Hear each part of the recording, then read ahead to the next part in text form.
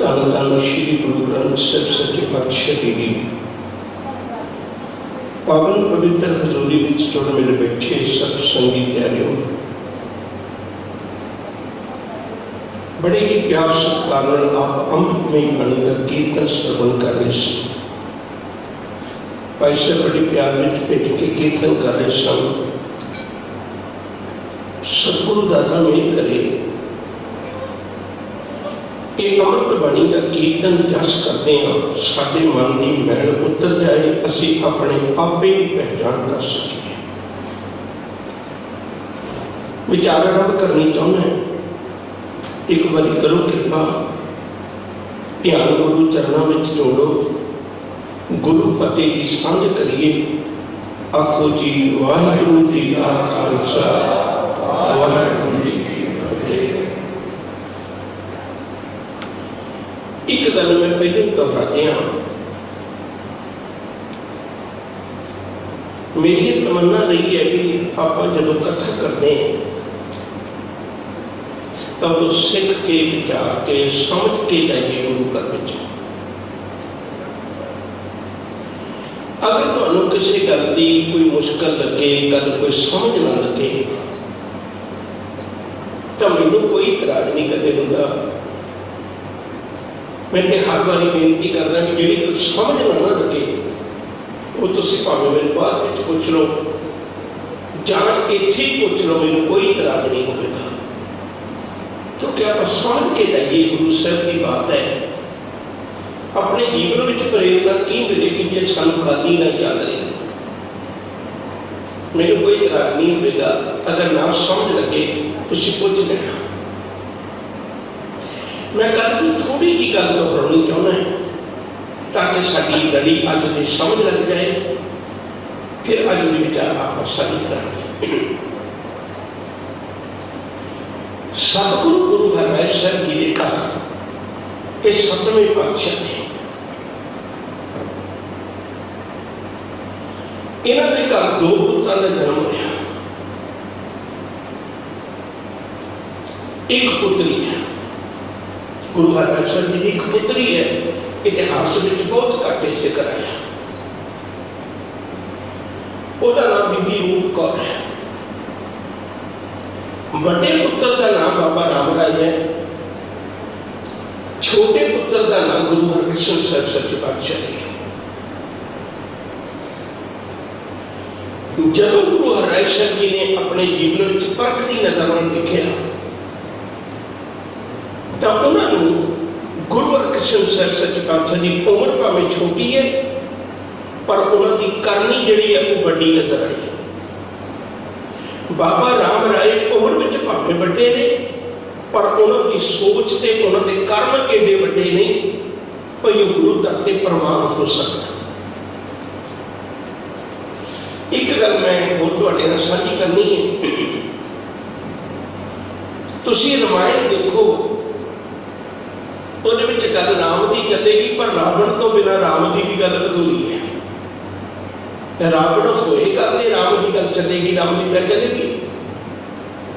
इसलिए मैं बेनती करनी चाहना है, मैं कथा तो गुरु साहब भी करनी चाहना है पर नाल नाल मुगलों का इतिहास भी चलेगा, क्योंकि उस तो बिना सानू पता नहीं लगेगा कि इतिहासक की मोड़ ने ये कितने कितने अहमियत है। तो मैं थोड़ा जिहा पिछोकड़ उन्होंने मुगलों का बोलना चाहना है ताकि सानू इस गल का पता लग जाए भी की कुछ वरत्या सी ते सतगुरां दी की अहमियत है। गुरु हरराय साहब जी ने वेले शाहजहां के दरबार में एक रौला पै गया। शाहजहां के 4 पुत्र ने, शाहजहां के 4 पुत्र ने। एक का नाम है सुजा,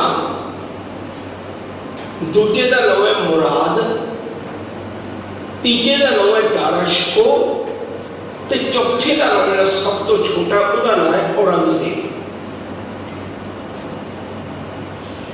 शाहजहां सख्त बीमार हो गया, वो आगरे में है ते उन्हें दाराशको बहुत प्यार सी अपने पुत्र नाल। ਤੇ ਉਹਨੇ ਰਾਜ ਭਾਗ ਆਪ ਤੱਕ ਬੈੱਡ ਤੇ ਪਿਆ ਹੈ, ਪਰ ਉਹਨੇ ਰਾਜ ਭਾਗ ਜਿਹੜਾ ਚਲਾਉਣ ਲਈ ਉਹ ਦਾਰਾ ਸ਼ਿਕੋ ਨੂੰ ਕੁਝ ਇੱਕ ਹੱਕ ਦੇ ਦਿੱਤੇ। ਹੁਣ ਜਦੋਂ ਦਾਰਾ ਸ਼ਿਕੋ ਰਾਜ ਚਲਾ ਰਿਹਾ ਹੈ, ਉਹਦੇ ਬਾਕੀ ਸ਼ਾਹਜਹਾਨ ਦੇ 3 ਪੁੱਤਰ ਦੇਸ਼ ਵਿੱਚ ਬਾਕੀ ਥਾਵਾਂ ਤੇ ਨੇ, ਉਹ ਬਾਕੀ ਥਾਵਾਂ ਤੇ ਨੇ। ਉਹਨਾਂ ਵਿੱਚੋਂ ਪਤਾ ਲੱਗਿਆ ਔਰੰਗਜ਼ੇਬ ਨੂੰ ਪਿਤਾ ਸਖਤ ਬਿਮਾਰ ਹੈ, ਦਾਰਾ ਸ਼ਿਕੋ ਕੋਲ ਹੈ, ਤੇ ਕਿਤੇ ਉਹਦਾ ਪਿਆਰ ਵੀ ਜ਼ਿਆਦਾ ਹੈ, ਕਿਤੇ ਐਸਾ ਨਾ ਹੋਵੇ ਕੋਈ ਰਾਜ ਭਾਗ ਉਹਨੂੰ ਮਿਲ ਜਾਏ। ਤੇ ਇਹ ਗੱਲ ਮਨ ਵਿੱਚ ਲੈ ਕੇ ਔਰੰਗਜ਼ੇਬ ਬੜੀ ਚਲਾਕ ਵਿਅਕਤੀ ਦਾ ਬੰਦਾ ਸੀ, ਬਹੁਤ ਚੁਸਤ ਵਿਅਕਤੀ ਦਾ ਬੰਦਾ ਸੀ। ਔਰੰਗਜ਼ੇਬ ਨੇ ਇੱਕ ਉਪਰਾਲਾ ਕੀਤਾ, ਆਪਣੇ ਭਰਾ ਮੁਰਾਦ ਨੂੰ ਆਪਣੇ ਨਾਲ ਕੱਢਿਆ, ਕਹਿਣ ਲੱਗੇ ਸਰਨਾ ਵੀ ਆਪਾਂ ਦੋਵੇਂ ਜਣੇ ਰਲ ਕੇ ਰਾਜ ਕਰਾਂਗੇ, ਆਪਣੀ ਤੇ ਬਣਦੀ ਹੈ, ਕਿੰਨਾ ਚੰਗਾ ਹੋਵੇ, ਤੂੰ ਰਾਜਾ ਬਣੀ, ਮੈਂ ਤੇਰੇ ਥੱਲੇ ਇੱਕ ਆਮ ਵਜ਼ੀਰ ਬਣ ਕੇ ਗੁਜ਼ਾਰਾ ਕਰ ਲਾਂਗਾ, ਪਰ ਮੈਂ ਤੇਰੀ ਮਦਦ ਕਰਨੀ ਚਾਹੁੰਦਾ ਵੀ ਰਾਜ ਤੱਕ ਤੂੰ ਲਵੇਂ। ਮੁਰਾਦ ਦੀਆਂ ਗੱਲਾਂ ਵਿੱਚ ਆ ਗਿਆ, ਉਹਨੇ ਮੁਰਾਦ ਨੂੰ ਨਾਲ ਲੈ ਕੇ ਬਗਾਵਤ ਕਰ ਦਿੱਤੀ। ਇੱਕ ਪਾਸੇ ਸੁਜਾ ਹੈ, ਇੱਕ ਪਾਸੇ ਔਰੰਗਜ਼ੇਬ ਤੇ ਮੁਰਾਦ ਹੈ, ਇੱਕ ਪਾਸੇ ਦਾਰਾ ਸ਼ਿਕੋ ਹੈ। ਹੁਣ 3 ਪਾਰਟੀਆਂ ਬਣ ਗਈਆਂ। ਮੁਰਾਦ ਨੂੰ ਲੈ ਕੇ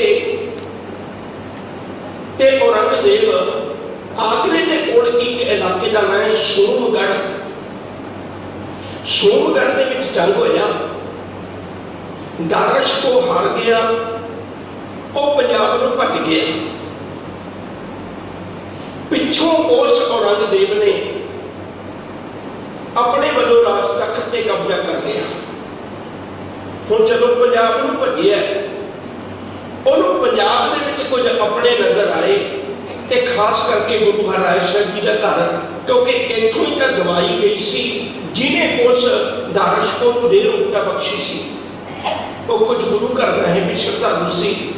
ਉਹ ਜਦੋਂ ਭੱਜ ਕੇ ਆਇਆ ਤੇ ਉਹਦੇ ਮਗਰ ਮਗਰ ਔਰੰਗਜ਼ੇਬ ਦੀਆਂ ਫੌਜਾਂ ਆ ਗਈਆਂ। ਯਾਦ ਰੱਖੋ ਜੀ, ਔਰੰਗਜ਼ੇਬ ਸੁਲਤਾਨਪੁਰ ਲੋਧੀ ਪੜ੍ਹਿਆ ਹੋਇਆ ਹੈ, ਉਹਨੂੰ ਪੰਜਾਬ ਦਾ ਸਾਰਾ ਗਿਆਨ ਹੈ। ਜਦੋਂ ਉਹ ਵਾਪਸ ਭੱਜ ਕੇ ਆਇਆ ਤੇ ਉਹਦੇ ਮਗਰ ਹੀ ਔਰੰਗਜ਼ੇਬ ਆ ਗਿਆ, ਪਰ ਉਹਨੇ ਦਾਰਾ ਸ਼ਿਕੋ ਨੇ ਗੁਰੂ ਹਰਿਰਾਏ ਸਾਹਿਬ ਜੀ ਨੂੰ ਬੇਨਤੀ ਕੀਤੀ ਵੀ ਪਹਿਲਾਂ ਵੀ ਮੇਰੀ ਜਾਨ ਤੁਸੀਂ ਬਚਾਈ ਹੈ ਤੇ ਹੁਣ ਵੀ ਮੇਰੀ ਜਾਨ ਤੁਸੀਂ ਬਚਾਵੋ, ਤੇ ਤੁਸੀਂ ਕਿਰਪਾ ਕਰੋ। ਗੁਰੂ ਸਾਹਿਬ ਗੋਇੰਦਵਾਲ ਸਾਹਿਬ ਸਨ, ਉਹਨਾਂ ਦਿਨਾਂ ਵਿੱਚ ਸਤਿਗੁਰੂ ਜੀ ਦੇ ਕੋਲ 2200 ਘੋੜਸਵਾਰ ਸਨ, ਤੇ ਸਤਿਗੁਰਾਂ ਨੇ ਕਿਰਪਾ ਕੀਤੀ। ਉਦੋਂ ਉਹਨਾਂ ਘੋੜਸਵਾਰਾਂ ਦੇ ਨਾਲ, ਆਪਣੀਆਂ ਫੌਜਾਂ ਦੇ ਨਾਲ ਉਸ ਪੱਕੜ ਦੇ ਉੱਤੇ, ਦਰਿਆ ਦੇ ਕਿਨਾਰੇ ਦੇ ਉੱਤੇ ਆਪਣੀਆਂ ਫੌਜਾਂ ਦਾ ਕਬਜ਼ਾ ਕਰਵਾ ਲਿਆ। ਔਰੰਗਜ਼ੇਬ ਦੀਆਂ ਫੌਜਾਂ ਉੱਥੋਂ ਨਹੀਂ ਲੰਘ ਸਕੀਆਂ, ਦਾਰਾ ਸ਼ਿਕੋ ਅੱਗੇ ਚਲਾ ਗਿਆ। ਫਿਰ ਔਰੰਗਜ਼ੇਬ ਨੇ ਇੱਕ ਚਲਾਕੀ ਖੇਡੀ, ਜਿਹੜੇ ਲੋਕ ਦਾਰਾ ਸ਼ਿਕੋ ਦੇ ਹਮਾਇਤੀ ਸਨ, ਇੱਕ ਨਕਲੀ ਚਿੱਠੀ ਬਣਾਈ ਭਈ ਇਹ ਲੋਕ ਤੈਨੂੰ ਪਕੜ ਕੇ ਮਰਵਾਉਣਾ ਚਾਹੁੰਦੇ ਨੇ। ਦਾਰਾ ਸ਼ਿਕੋ ਨੂੰ ਆਪਣੀ ਬੰਦਿਆਂ ਤੇ ਸ਼ੱਕ ਹੋ ਗਿਆ। ਆਖਿਰਕਾਰ ਉਹੀਓ ਕੁਝ ਹੋਇਆ, ਉਹਨਾਂ ਨੇ ਪਕੜ ਕੇ ਦਾਰਾ ਸ਼ਿਕੋ ਨੂੰ ਦਿੱਲੀ ਪਹੁੰਚਾ ਦਿੱਤਾ ਗਿਆ। ਦਿੱਲੀ ਦੇ ਵਿੱਚ ਉਹਨੂੰ ਬੁਰੀ ਮੌਤ ਤੇ ਮਾਰ ਦਿੱਤਾ ਗਿਆ। ਇਹ ਮੈਂ ਤਾਂ ਤੁਹਾਡੇ ਨਾਲ ਗੱਲ ਸਾਂਝੀ ਕੀਤੀ ਹੈ। ਸਾਨੂੰ ਹੁਣ ਇਸ ਗੱਲ ਦਾ ਪਤਾ ਲੱਗਦਾ ਕਿਉਂਕਿ ਇਸ ਗੱਲ ਦਾ ਮੁੱਢ ਅੱਗੇ ਜਾ ਕੇ ਵੱਢਣਾ।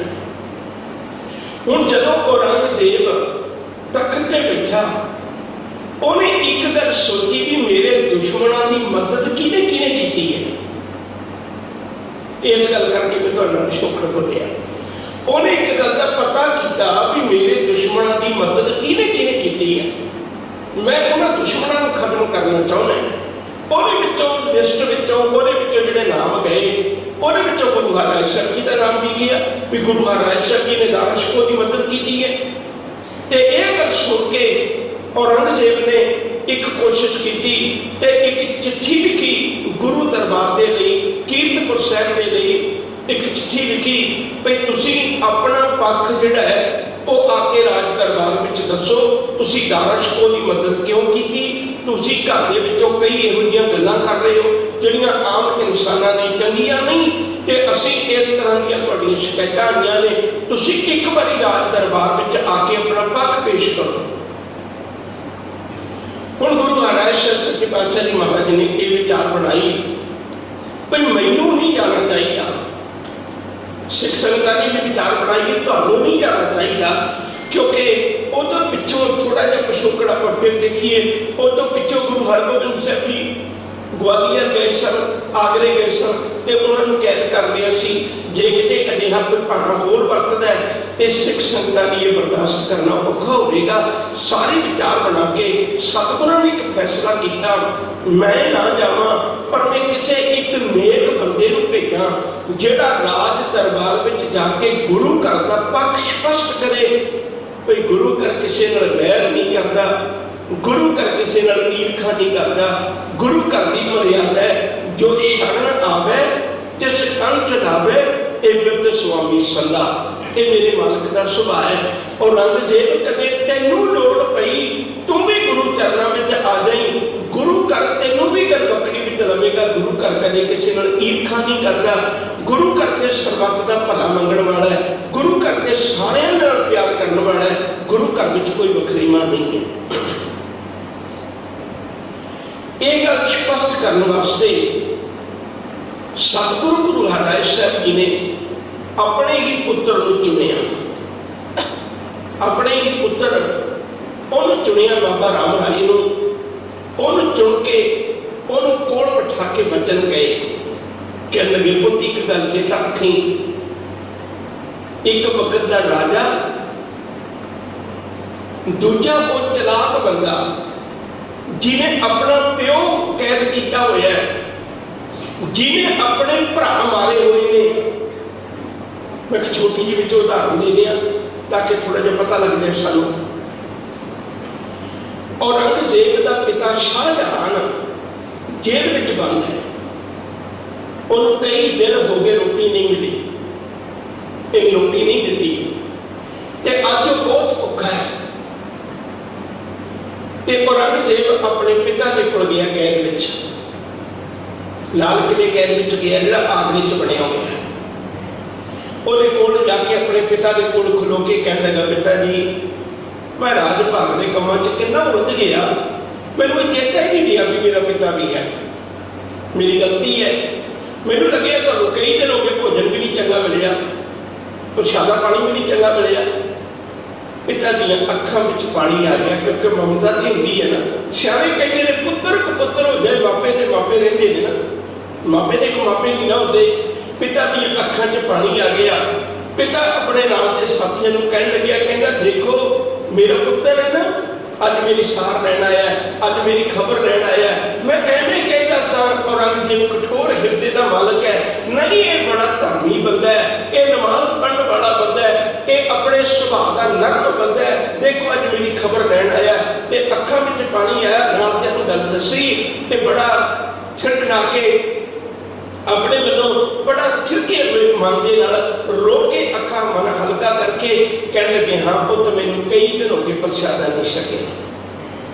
कह लगे पिता जी नौकरां की गल छड्डो, अज मैं तुहानूं प्रशादा अपने हथी दे के जावांगा, अज मैं प्रशादा अपने हथी दे के जावांगा। उन्हें आख्या ठीक है पुत, मैं तू मेरा लायक पुत है।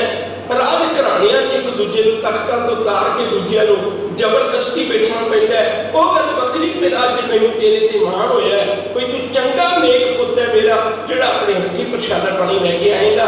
उन्हें एक थाल छिलारिया, थाल चंगे जे कपड़े नाल ढक के शाहजहां दे अगे रखिया। शाहजहां ने एक कपड़ा बिछा के दस्तरखान उहदे ते बैठ के वो थाल कोल रख के जदों उहदे तो कपड़ा चुकिया, वो खाना खाण की भावना नाल बैठा है, कई दिनों का भुखा। अज उहनूं भुख होर चमक आई सी। जदों ये गल सोच के खाना खाण लगा, उन्हें जदों कपड़ा चुकिया ते हैरान रह गया। उहदे विच उहदे सगे भरा मुराद दा, औरंगजेब दे भरा दा, शाहजहां दे पुत्र दा सिर वट के थाली विच परोसिया होया सी। जब उन्हें कपड़ा चुकिया तो हैरान हो गया, तो उस वेले पुरला उठिया, कहने लगे मेरी सोच कितनी गलत सी। पापिया जिहड़ा अपने बाप नूं कैद कर सकता है, जिहड़ा अपने भरावां नूं मरा सकता है, तेरे अंदर धर्म ना दी, तेरे अंदर इंसानियत ना दी, तेरे अंदर निम्रता दी, तेरे अंदर भावना वाली कोई गल नहीं हो सकती। तेरे वर्गे कठोर हृदयां दे कोलों भावना की प्रेम की आस रखनी मूर्खताई है। इहदे विचों कदे प्रेम भावना पैदा नहीं हो सकती। अपने प्यो दे अगे अपने भरा का सिर वढ़ के परोसण वाला बंदा तुसीं सोच के देखो भी किड्डा कोई कठोर होवेगा। इसलिए मैं एक निक्की जी उदाहरण दी है। इहो जिहियां अणगिणत गल्लां औरंगजेब की जिंदगी च मौजूद नहीं। जदों अज गुरु हरराय साहब जी ने अपने पुत्र को कीर्तपुर साहब कोल बिठाया तो कोल बिठा के उन्हें गल्लां समझाइया। पुत औरंगजेब बड़ा चलाक है, औरंगजेब बड़ा चुस्त है, वो वक्त का राजा है, पर एक गल चेता रखी, ये आजकल तो गल चलती आई है, गुरु घर कदे एक पल में रुकन लगा। इस गल के उत्ते जिन्ना तुसीं मान करो ना उन्ना थोड़ा है। जिहड़ी गल मैं तुहाडे नाल साझी करना, जिन्ना भी मान करो उन्ना थोड़ा है। क्यों? दुनिया में जिन्ने भी धर्म फैले ने ना, ਉਹਦੇ ਪਿਛੋਕੜ ਵਿੱਚ ਕਿਸੇ ਨਾ ਕਿਸੇ ਰਾਜੇ ਦਾ ਹੱਥ ਰਿਹਾ ਹੈ।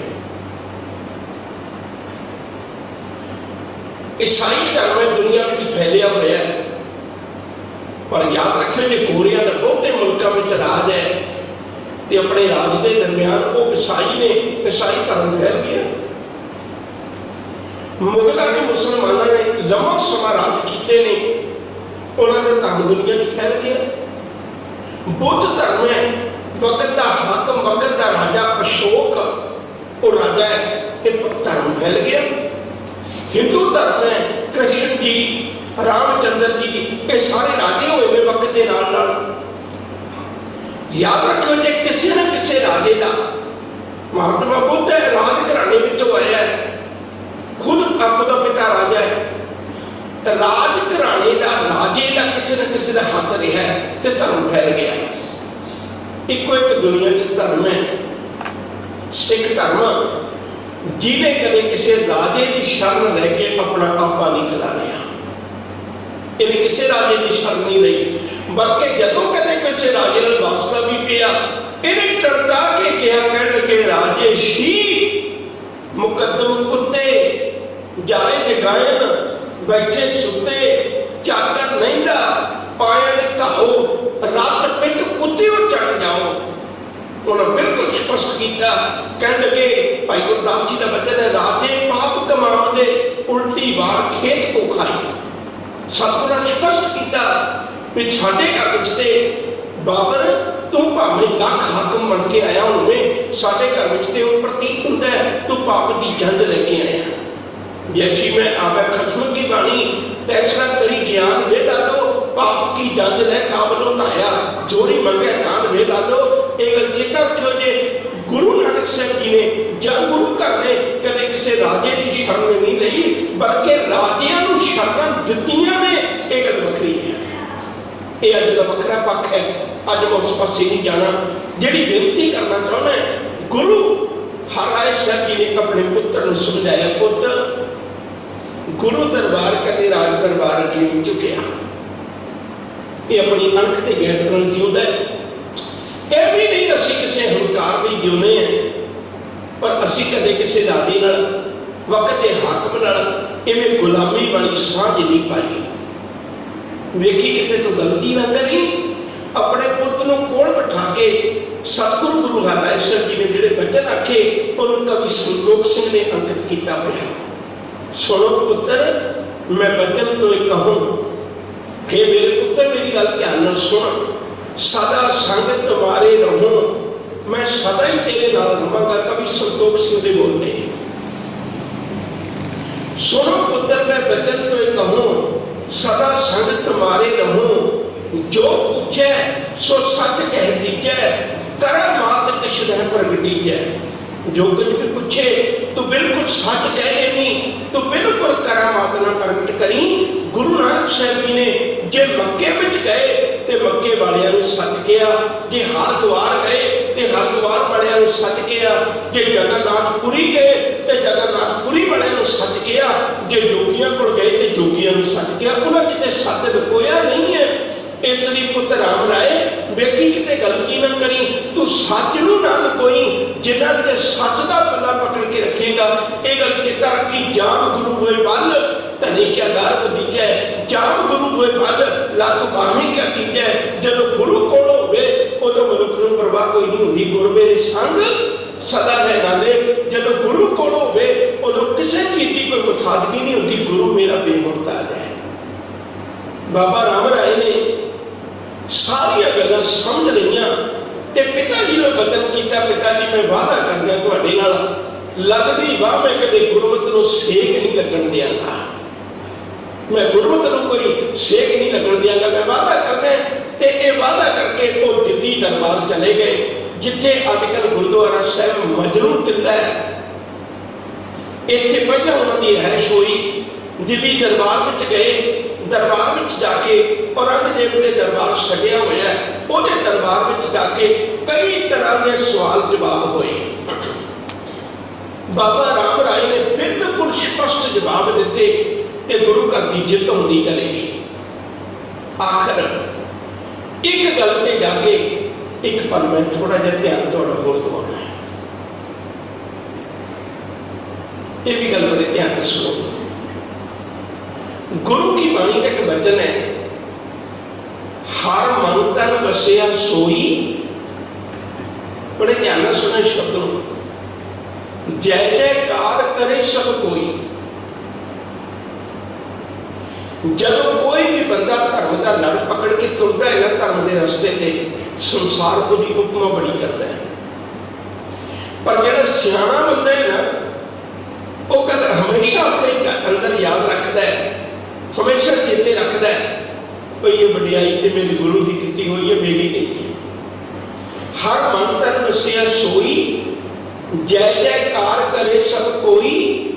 गुर पूरे की वडियाई, ताकि कीमत कहीं ना जाए। जिहड़ा समझ लेता है भाई ये तो गुरु पूरे की वडियाई है, मेरे भांडे धोण नाल भांडे धोण वालियां नूं कोई अदब नहीं देता। लोग नित दिहाड़े रेस्टोरेंटां दे होटलों में पता नहीं किन्नी कुछ जिंदगी लंघ जाती उन्होंने भांडे धोंदियां दी, पर उन्होंने कभी कोई जी करके भी नहीं बुलाता। जिहड़ा गुरु चरणों में भांडे धोंदा है उन्होंने जी करके बुलाना, तो एक पासे लोग दे के हाथ जोड़ते हैं।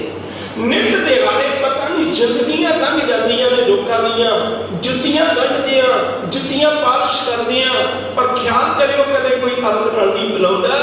जेड़ा गुरु घर में जाके 4 दिन जोड़े झाड़ देंदा और लोग इन्ना अदब देंदे ने, उहदे दर्शन करना लोचदे ने, सगना तो रोज गुरु घर की सेवा करदे ने। ये अदब जेड़ा मिलिया होया है, ये असल में गुरु का मिलिया हुआ अदब है, गुरु का दिता हुआ अदब है। ये कोई अपनी वडियाई नहीं। जेड़ा मनुख इस गल को समझ लेंदा है वो ते गुरु चरणों नाल जुड़ जाता है। जेड़ा इस गल को थिड़क जाता है भी शायद मेरी वडियाई है, ते अपनी वडियाई को बचाउण वास्ते फिर बंदा बहुत कुछ करता है। जे किते गुरु की दित्ती वडियाई को समझ लवे, फिर उन्हें पता होंदा है सच्चे पातशाह अज तूं मैनूं तख्त ते बिठाया, कल तू मैनूं गलियां विच भी रोल दवे, हाँ ते मैं तेरा जे राज देहे तां कवन वडाई, जो भीख मंगावे तां क्या घट जाई। जे तू मैनूं राज तख्त ते भी दवे मैं तद भी तेरा, जे कल गलियां दे कक्खां वांगू रोल दवे मैं तद भी तेरा। सहबा मैं तेरे चरनां नूं छड्ड के कदे नहीं जाना, मैं तेरे दर ते रुक के अपनी जिंदगी गुजारना चाहुंदा। राम राय ने जिन्ने भी जवाब दिते वो जवाब एडे काबल सन, औरंगजेब दा ते बाकी दरबारियां की जुबान बंद हो गई। हुण बड़ा सत्कार वधिया, अब सत्कार वधिया आखिरकार उन्होंने एक गुरबाणी की पंक्ति बाबा राम राय के सामने रख दी। कह लगे राम राय गुरु ग्रंथ साहिब की पवित्र बाणी में जिहड़ा तुसीं ग्रंथ पढ़ते हो उस बाणी दे विच इस्लाम की तौहीन की हुई है, इस्लाम की बेइज्जती की हुई है, इस्लाम को नीवा दिखाया हुआ है। बाबा राम राय ने उस वे बचन आके कह लगे नहीं तो भुलेखा हो सकता है नहीं। सब तो पहले बोल शेख फरीद ने, शेख फरीद एक मुसलमान है, शुरुआत ही उन्हें तो हुई है। शेख फरीद का जन्म 1173 में होया है, तो उन्होंने अमृत बोल गुरु ग्रंथ साहिब की पवित्र बाणी में अंकित ने। जे इस्लाम की तौहीन की होती तो शेख फरीद के बोल क्यों अंकित होते? भीखन जी के बोल, भीखन भी एक मुसलमान है, 15 भगतों में भीखन की बाणी भी गुरु ग्रंथ साहिब दर्ज है। ਤੇ ਭੀਖਣ ਜੀ ਦੇ ਬੋਲ ਵੀ ਕਰਦੇ ਨੇ। ਦੂਜੀ ਗੱਲ ਇਹ ਹੈ ਵੀ ਗੁਰਬਾਣੀ ਵਿੱਚ ਤੇ ਸਗੋਂ ਮੁਸਲਮਾਨ ਦੀ ਪਰਿਭਾਸ਼ਾ ਦਿੱਤੀ ਹੋਈ ਹੈ ਬੜੀ ਕਮਾਲ ਦੀ। ਮੁਸਲਮਾਨ ਕਹਾਵਣ ਮੁਸ਼ਕਲ ਜਾਂ ਹੋਏ ਤਾਂ ਮੁਸਲਮਾਨ ਕਹਾਵੈ। ਮੁਸਲਮਾਨ ਦੀ ਬੜੀ ਥੋੜੀ ਤਾਰੀਫ ਦਿੱਤੀ ਹੋਈ ਹੈ। ਗੁਰੂ ਗ੍ਰੰਥ ਸਾਹਿਬ ਤੇ ਇਹੋ ਜਿਹਾ ਕੋਈ ਵਚਨ ਨਹੀਂ ਹੈ ਜਿਹੜਾ ਇਸਲਾਮ ਦੀ ਤੋਹੀਨ ਕਰਦਾ ਹੋਵੇ। ਉਸੇ ਵੇਲੇ ਉਹ ਜਿਹੜੇ ਲੋਕ ਉੱਥੇ ਸਿਆਣੇ ਦਾਨੇ ਬੈਠੇ ਸਨ ਉਹਨਾਂ ਨੇ ਉਸੇ ਵੇਲੇ ਇੱਕ ਆਸਾ ਕੀ ਵਾਰ ਦੀ ਪੌੜੀ ਜਿਹੜੀ 6ਵੀਂ ਪੌੜੀ ਹੈ, 6ਵੀਂ ਪੌੜੀ ਨਾਲ ਲੱਗਦਾ ਇੱਕ ਸ਼ਲੋਕ ਗੁਰੂ ਨਾਨਕ ਸਾਹਿਬ ਜੀ ਦਾ ਉਹਨਾਂ ਨੇ ਪੜ੍ਹ ਕੇ ਸੁਣਾਇਆ। ਆਸਾ ਕੀ ਵਾਰ ਦੀਆਂ 24 ਪੌੜੀਆਂ ਨੇ, 60 ਸ਼ਲੋਕ ਨੇ ਇਹਦੇ ਨਾਲ। ਉਹਦੇ ਵਿੱਚੋਂ 45 ਸ਼ਲੋਕ ਗੁਰੂ ਨਾਨਕ ਸਾਹਿਬ ਜੀ ਦੇ ਨੇ ਤੇ 15 ਸ਼ਲੋਕ ਗੁਰੂ ਅੰਗਦ ਸਾਹਿਬ ਮਹਾਰਾਜ ਜੀ ਦੇ ਨੇ। ਉਹਦੇ ਵਿੱਚੋਂ ਗੁਰੂ ਨਾਨਕ ਸਾਹਿਬ ਜੀ ਦਾ ਇੱਕ 4 ਪੰਕਤੀਆਂ ਦਾ ਸ਼ਲੋਕ ਪੜ੍ਹ ਕੇ ਸੁਣਾਇਆ।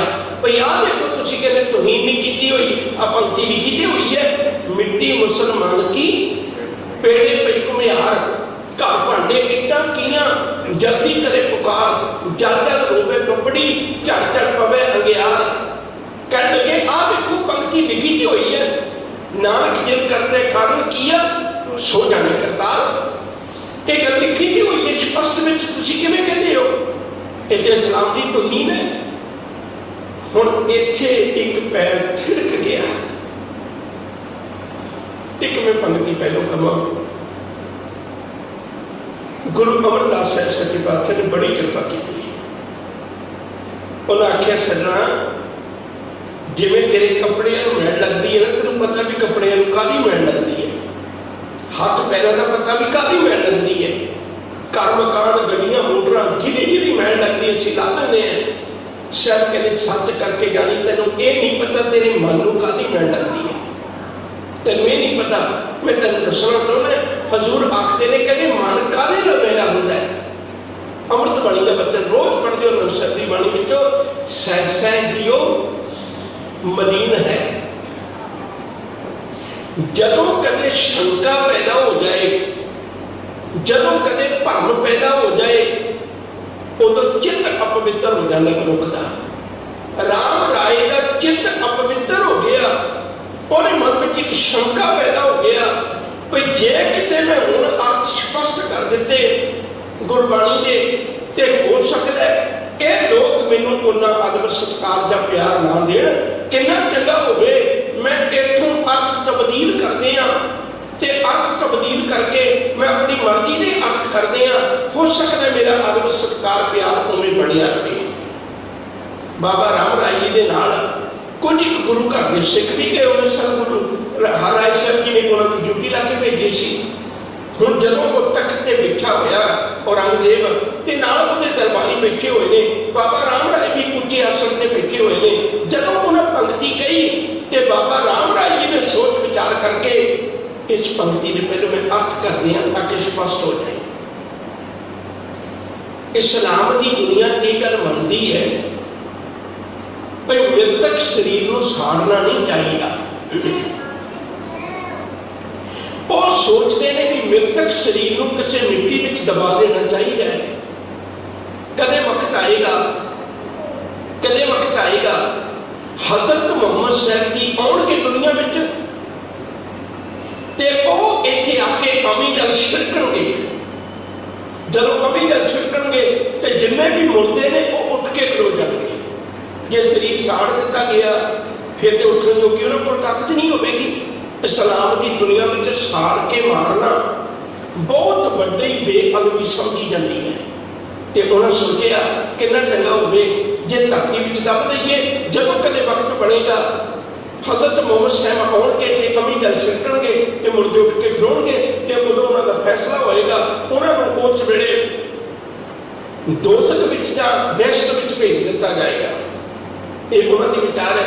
ਸਤਿਗੁਰੂ ਜੀ ਨੇ ਇੱਕ ਭਰਮ ਕੱਢਿਆ, ਕਹਿਣ ਲੱਗੇ ਵੀ ਭਲਿਆ ਤੂੰ ਇਹਨੂੰ ਸਾੜਦਾ ਨਹੀਂ। ਮਸਲਾ ਇਸ ਗੱਲ ਦਾ ਵੀ ਸਾੜ ਭਾਵੇਂ ਨਾ ਸਾੜ। ਇੱਕ ਗੁਰਬਾਣੀ ਦਾ ਬਚਨ ਹੋਰ ਕਹਾਂ, ਗੱਲ ਸਪਸ਼ਟ ਹੋ ਜਾਏ। ਮੈਂ ਵਾਪਸ ਉੱਥੇ ਹੀ ਆਉਣਾ ਚਾਹੁੰਦਾ ਹਾਂ। ਬੜੇ ਧਿਆਨ ਨਾਲ ਸੁਣੋ ਜੀ ਇਸ ਪੰਕਤੀ ਨੂੰ ਵੀ। ਤੁਹਾਡੇ ਮੇਰੇ ਖਿਆਲ ਦਿਸਪਦੇ ਹੋ ਰਹੀ ਹੈ ਪੰਕਤੀ ਦੇ, ਬੜੇ ਧਿਆਨ ਨਾਲ ਸਮਝ ਲਓ। ਇੱਕ ਦੱਜੇ ਇੱਕ ਦਬੀਆਂ ਇੱਕ ਨਾ ਕੁੱਤੇ ਖਾਹੇ, ਇੱਕ ਦਾ ਅਰਥ ਹੈ ਕਈ ਲੋਕ ਮੁਰਦਿਆਂ ਨੂੰ ਦੱਜਦੇ ਨੇ, ਭਾਵ ਸਾੜਦੇ ਨੇ। ਕਈ ਅਜਿਹੇ ਲੋਕ ਨੇ ਜਿਹੜੇ ਮਿੱਟੀ ਵਿੱਚ ਦਬਾ ਦਿੰਦੇ ਨੇ। ਇੱਕ ਅਜਿਹੇ ਲੋਕ ਨੇ ਜਿਹੜੇ ਮੁਰਦਿਆਂ ਨੂੰ ਬਾਹਰ ਰੱਖ ਦਿੰਦੇ ਨੇ, ਇਹਨਾਂ ਨੂੰ ਕੁੱਤੇ ਖਾ ਜਾਣਗੇ, ਕਿਸੇ ਦੇ ਕੰਮ ਆ ਜਾਏ, ਕਿਸੇ ਦੀ ਖੁਰਾਕ ਬਣ ਜਾਏ।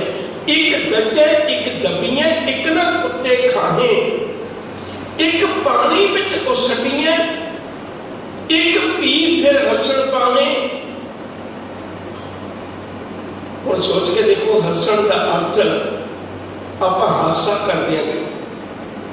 ਹੱਸਣ ਦਾ ਅਰਥ ਇੱਕ ਖੂਹ ਹੁੰਦਾ ਹੈ, ਸੁੱਕਾ ਖੂਹ, ਜਿਹਦੇ ਵਿੱਚ ਪਾਰਸੀ ਲੋਕ ਨੇ ਜਿਹੜੇ ਉਹ ਆਪਣੇ ਮੁਰਦਿਆਂ ਨੂੰ ਸੁੱਟ ਦਿੰਦੇ ਨੇ ਤੇ ਉਹਦੇ ਵਿੱਚੋਂ ਗਿਰਦਾ ਉਹਨਾਂ ਦਾ ਮਾਂਸ ਖਾ ਖਾ ਕੇ ਉਹਨਾਂ ਦੀਆਂ ਹੱਡੀਆਂ ਛੱਡ ਦਿੰਦੀਆਂ ਨੇ ਤੇ ਉਹ ਸੋਚਦੇ ਨੇ ਕਿ ਅਸੀਂ ਧਰਮ ਦਾ ਕੰਮ ਕੀਤਾ ਹੈ।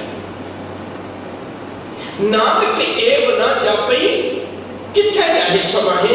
ਕਹਿਣ ਲੱਗੇ ਭਲਿਆ ਤੂੰ ਸਰੀਰ ਵਿੱਚ ਉਲਝਿਆ ਹੋਇਆ, ਕੋਈ ਇਹ ਸਮਝਦਾ ਹੈ ਕੋਈ ਸਾੜ ਦੇਣਾ ਧਰਮ ਹੈ, ਕੋਈ ਸਮਝਦਾ ਮਿੱਟੀ ਵਿੱਚ ਦਬਾ ਦੇਣਾ ਧਰਮ ਹੈ, ਕੋਈ ਸੋਚਦਾ ਨਹੀਂ ਉਹਨੂੰ ਪਾਣੀ ਵਿੱਚ ਛੱਡ ਦੇਣਾ ਧਰਮ ਹੈ, ਕੋਈ ਆਖਦਾ ਨਹੀਂ ਕਾਵਾਂ ਕੁੱਤਿਆਂ ਦੇ ਖਾਣ ਨਾਲ ਧਰਮ ਹੋ ਜਾਂਦਾ ਹੈ। ਸਹਿਬ ਆਖਦੇ ਨੇ ਕਹਿੰਦੇ ਭਲਿਆ ਅਸਲ ਵਿੱਚ ਤੇਰੇ ਸਰੀਰ ਦੀ ਤੇ ਗੱਲ ਕੋਈ ਹੋਣੀ ਨਹੀਂ, ਗੱਲ ਤੇ ਤੇਰੀ ਕਰਨੀ ਦੀ ਹੋਣੀ ਹੈ। ਜੇ ਤੂੰ ਕੰਮ ਚੰਗੇ ਕੀਤੇ ਹੋਏ, ਜੇ ਸਰੀਰ ਤੇਰਾ ਮ੍ਰਿਤਕ ਭਾਵੇਂ ਤੂੰ ਕੁੱਤਿਆਂ ਨੂੰ ਖਵਾ ਲੈ, ਜੇ ਤੇਰੇ ਕੰਮ ਚੰਗੇ ਨਹੀਂ, ਰੱਬ ਨੂੰ ਇਸ ਗੱਲ ਤੇ ਕੋਈ ਤਰਸ ਨਹੀਂ ਜੀ ਹੋਣਾ, ਤੇਰੇ ਮਨ ਦਾ ਭੁਲੇਖਾ ਹੈ। ਇਸੇ ਤਰ੍ਹਾਂ ਮੁਸਲਮਾਨ ਸੋਚਦੇ ਨੇ ਕਿ ਸ਼ਾਇਦ ਅਸੀਂ ਮਿੱਟੀ ਵਿੱਚ ਦਬਾ ਕੇ ਆਪਣੇ ਮੁਰਦਿਆਂ ਨੂੰ ਇੱਕ ਧਰਮ ਦਾ ਕਰਮ ਕਰਦੇ ਹਾਂ, ਆਉਣ ਵਾਲੇ ਸਮੇਂ ਦੇ ਵਿੱਚ ਉੱਠ ਖਲੋਣਗੇ। ਸਾਨੂੰ ਇਸ ਗੱਲ ਨਾਲ ਕੋਈ ਵਾਸਤਾ ਨਹੀਂ, ਮੁਬਾਰਕ ਉਹ ਸੋਚਣੇ ਸੀ ਗੱਲ, ਪਰ ਗੁਰਮਤਿ ਇਹ ਗੱਲ ਕਹਿੰਦੀ ਵੀ ਉਹ ਕਿਆਮਤ ਦੀ ਰਾਤ ਕਦੇ ਆਉਣੀ ਨਹੀਂ ਹੈ, ਤੈਨੂੰ ਭੁਲੇਖਾ ਹੈ।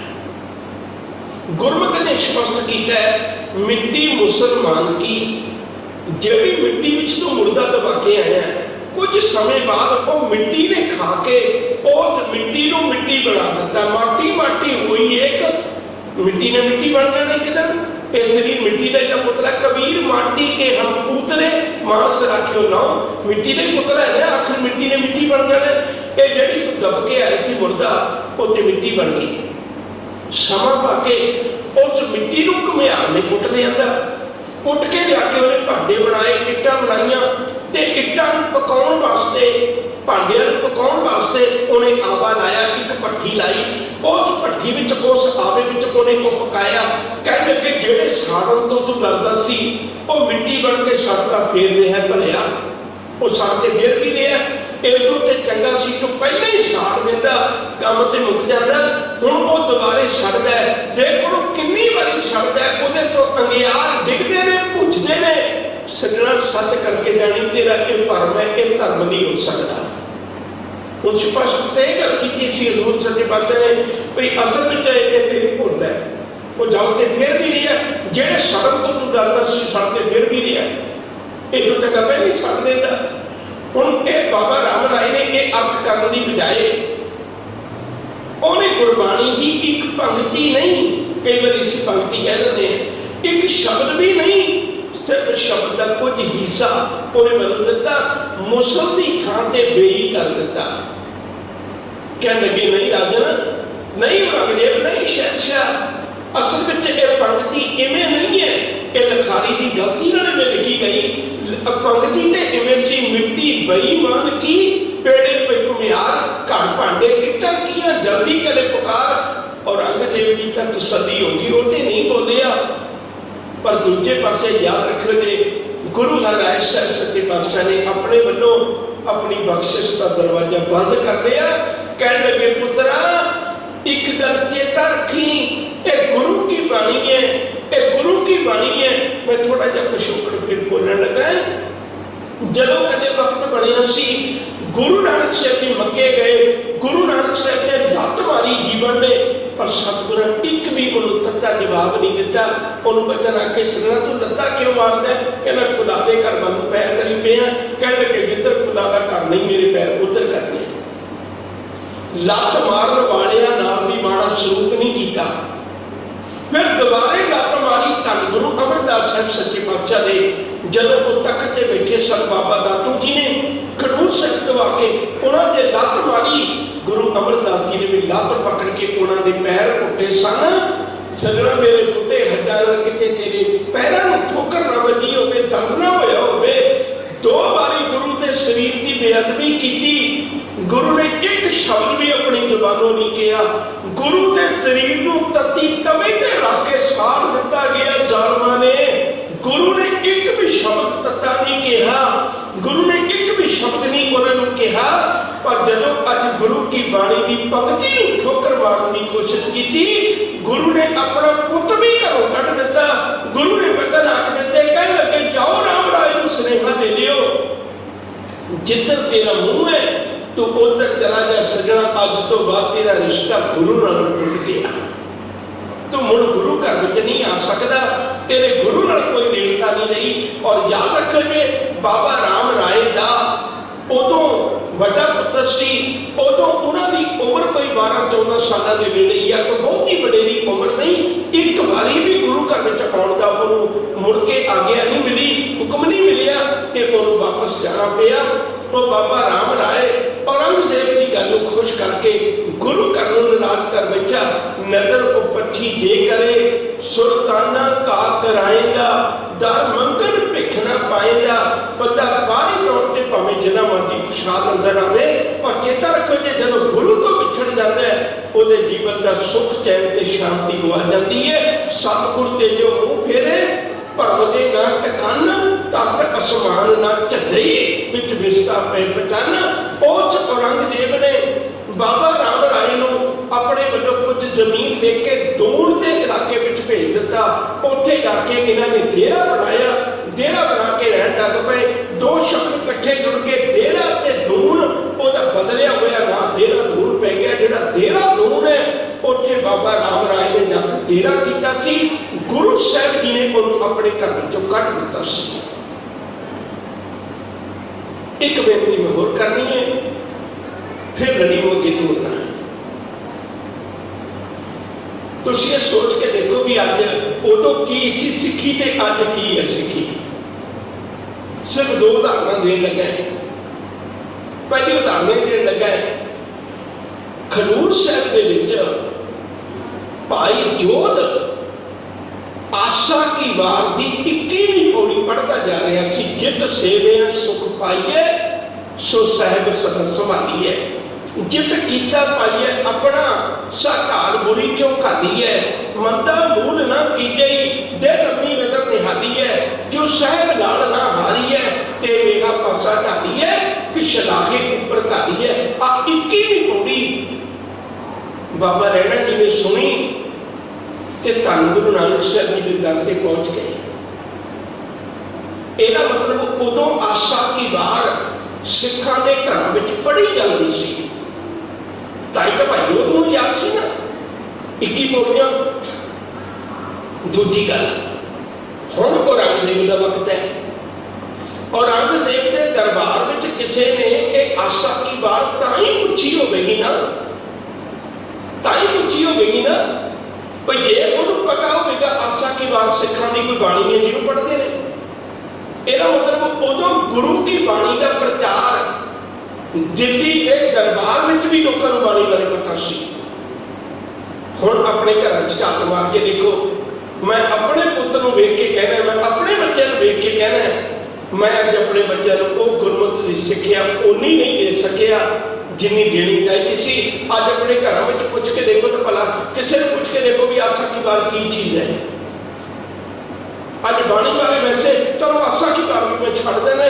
जपजी साहब दी कितनी पौड़ियां ने, जपजी साहब गुरु ग्रंथ साहब ने किन्ने पन्ने तो लैके किन्ने पन्ने तक है, जपजी साहब कदों उचारी गई, जपजी साहब की सबजैक्ट है, जपजी साहब की विषय है, की सानू गुरमत ज्ञान देती है। सानू अज किसी को भी नहीं इस गल का पता। सोच के देखो सिक्खी बाहरी तौर पर ले बैठे हैं, मेरा गुरुद्वारे आ जाने का नाम सिक्खी नहीं होंगे। मैंने माफ करोगे जे मेरा आना जाना ही सिक्खी होंगे ना तो तुम कदे अपने बच्चे को ना कहेंगे, बच्चे का कदे एग्जाम ना होंगे। सिर्फ इन्ना ही गल देखते भी 365 दिन ने, 360 दिन स्कूल गया तो उनके पास ही हो जाएगा ना। मसला स्कूल जाने का नहीं है, मसला है कि स्कूल में सीख के की आया। हाँ मैं जो कथा करना आ रहा सोने एक बेटी मैंने मिली, मैं बेटी को पूछा उम्र देख के भी बेटे तुम अंडरस्टैंड करते हो कथा? मैंने खुशी हुई कि उस बच्ची ने हाँ जवाब दिता, क्योंकि पंजाबी की बोली जी है मैंने पता है, मैं समझना इस गलों कि सानू भी इंग्लिश सीखनी चाहिए है। मैं अपनी कमजोरी में लुटाऊंगा नहीं, पर मुश्किल ये है कि जे असीं इंग्लिश सीख लांगे तो बोलने लग जाएंगे, माफ करना गुरु ग्रंथ साहिब ने इंग्लिश किवें ट्रांसलेट करोगे? नहीं जी होना छड्डना, गुरु ग्रंथ पंजाबी में ही रहना है, और नहीं जी होना जे असीं भी बोलनी छड्ड दित्ती ते कल आने वाले समय दे विच इहो जिहा वक्त ना किते आ जाए। अज 200 बोलियां ने दुनिया में जिहड़ियां कुछ मर रहीआं ने ते कुछ मर गईआं ने। 200 बोलियां ने जिहड़ियां कुछ मर रहीआं ने ते कुछ मर गईआं ने। दुनिया में इक्को एक बोली है, इक्को एक बोली है, वो यहूदियां की बोली है जिहड़ी मर के जिउंदी हुई है। यहूदियां नूं जदों साड़िया गया उदों सारे यहूदियां दे विचों बाकी सारी बोली बंद हो गई सी। यहूदी एक जगह ते इकट्ठे होकर रहते सन, वो होर कुछ नहीं सन कर सकते, इसलिए उन्होंने बिजनेस अज सारी दुनिया में सब तो उत्तम है। वो पैसे का ही लेन देन करते सन भी असीं कुछ कर नहीं सकते, तुसीं पैसे ले लो तो तुसीं काम कर लो, तो वो काम करके उन्होंने पैसे थोड़े जे वाधू करके मोड़ के दे दिया करते सन। एडो यहूदी धर्म ने अज लोगों को पैसा, पर उन्होंने बैंक ने, उन्होंने को पैसा नहीं, लोगों को पैसा, उन्होंने बैंक ने, उन्होंने को बैंक है। एक वक्री गल है, मेरा विषय अज का नहीं है। यहूदियों ने अपने घरों में बोली नहीं सी मरन दी। अज याद रखो जे तुसीं अपने घरों में पंजाबी नहीं ना मरन दोगे, जे घरों में गुरु की बाणी का रिश्ता नहीं ना टुटन दोगे, तो वो दिन दूर नहीं, सिक्खी के उतराव चढ़ाव आते रहेंगे, पर सिक्खी कदे खत्म नहीं होगी। सिखा जे तेरे घर में सिक्खी संभाली हुई तो याद रखी गुरुद्वारे में भी सिक्खी संभाली रहेगी, तो लोगों के हिरदे में भी सिक्खी संभाली रहेगी। असी इस गल तो विसरे हो गए, सानू इस गल का एहसास नहीं। उदों आसा की वार की चर्चा औरंगजेब के दरबार में भी हुई, तो उन्होंने भी इस गल का पता सी भाई ये इवें दी सिखां दी बाणी है, तो उहदे बारे में वचन ने। बाबा राम राय गुरु घर तो वखरा हो गया, तो उहदे नाल एक बड़ा चलाक मसंद सी गुरबख्श। उन्हें प्रेरिया कि सरम तेन किस गल की परवाह है, तेरे को धन पदार्थ वाधू, असी तेरे नाल है, तो तू छड़ पिता का खेड़ा, तू अपने वखरा एक डेरा बना के रह। तो वखरा डेरा बना के रहन लग गया। एक वक्री बात है, मैं वापस उससे गल आना चाहना। हम उत्तर शुरू करिए। गुरु हरराज साहब जी के सामने उन्होंने इको एक पुत्र रह गया, गुरु हरकृष्ण साहब महाराज जी। ते उन्होंने गुरु हरकृष्ण साहब सच्चे पातशाह जी महाराज को गुरगति देने का निर्णय कर लिया कि गुरगति की दात इन्हों दी जाए। फिर मैं एक पिछोकड़ तुहाडे नाल साझा करना चाहूँगा। ये कोई जरूरी नहीं भी जिहड़ियां छोटियां चीज़ां होंदियां ने ते वो कीमती नहीं होंदियां। ये कोई जरूरी नहीं भी जिन्नियां वड्डियां चीज़ां होंदियां ने वो जो कीमती होंदियां ने। ये कोई जरूरी नहीं वडेरी उम्र वाला बंदा ही गल सियाणी कर सकता है, छोटी उम्र वाले भी बहुत वड्डियां सियाणियां गल्लां कर सकते हैं। साडा ते गुरमत दा विरसा ही है, साडा ते गुरमत दा विरसा ही है। जदों गुरु ग्रंथ साहिब जी पूछोगे भाई मैं नाम किवें जपां, तेरे घर का मैं तुरना चाहना, मैं किवें तुरां, शायद किसी वडेरी उम्र वाले का ख्याल नहीं देते। हजूर दो निक्कियां निक्कियां उम्र वाले का ख्याल देते हैं। नाम जपो जी ऐसे ऐसे, ध्रुव प्रहलाद जपियो हर जैसे। ध्रुव ते प्रहलाद बहुत छोटी उम्र में बंदगी को कबूल हो गए सन, मालक के दर ते प्रवान हो गए सन। हुण एक पासे निक्की निक्की उम्र वालियां का जिक्र है। भलिया जे तू बंदगी करनी चाहना है, जे तू सिरक रखना चाहना है, जे तू भरोसा रखना चाहना है, जे मालक के नेड़े होना चाहना है, तो प्रहलाद ते ध्रुव दे कोलों प्रेरणा लै। उहदे वर्गा सिरक प्यार भरोसा अपने जीवन में पैदा कर, तेनों रब्बी राह ते तुरदियां ठोकर नहीं कदे वजेगी। इत्थे बस नहीं, गुरु नानक साहब जी की हजूरी में एक 12 साल का बच्चा आया, तो बच्चा आके पहली बार मंगता है। अक्सर बच्चों को पढ़ाई का, अक्सर बच्चों को खिडौणियां का, अक्सर बच्चों को खाण पहनण का अक्सर बच्चों को पहनने का शौक होता है, पर इस निक्के जे बच्चे ने 12 कुछ साल के बच्चे ने चेहरे से अजे दाढ़ी का वाल भी नहीं आया, 12 साल की उम्र से याद भी नहीं होता भी दाढ़ी होनी है। तो वह बच्चे ने मत्था टेकिया, गुरु चरणों में दुध भेंट किया। सब ने गल पूछी, कह लगे सदक नाल सेवा करने वाले आ, कोई मंग होगी तेरे दिल में, कोई तमन्ना होगी तेरे दिल में, कोई इच्छा होगी, दस। हाथ जुड़े, कह लगे इच्छा की है, किस गल की?